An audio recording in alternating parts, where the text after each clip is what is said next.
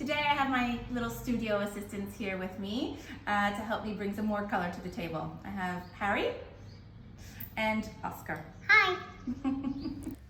Here we'll be showing you how to make your own Easter egg tree at home using some very simple supplies such as a printer, paper, and some coloring materials.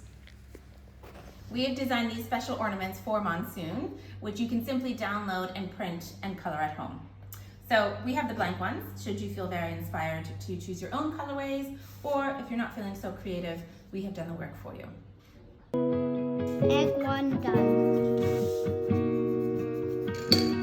Egg 1 is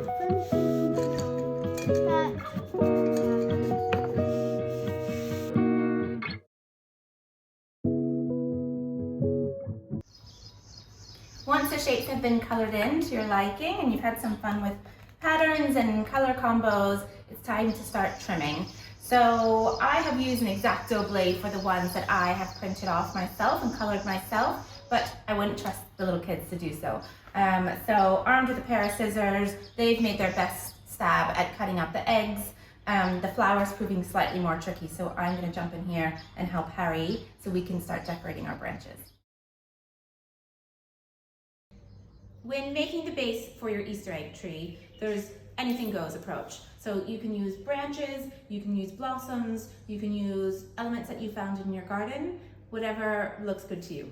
So I've started with some simple blossoms here, and I'm going to add some more structure just so that it will hold on to the ornaments. The ornaments aren't heavy, but just to offer some stability.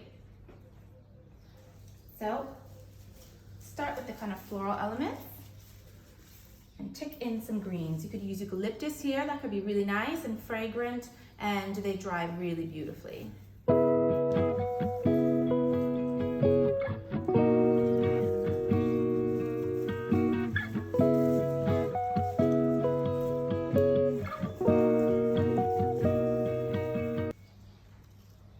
Now all the branches are compiled and it's time for the fun part. So not too dissimilar to a Christmas tree. It's all about kind of finding the right spaces and the right branches and make sure that they're kind of snug and all over the Easter egg tree.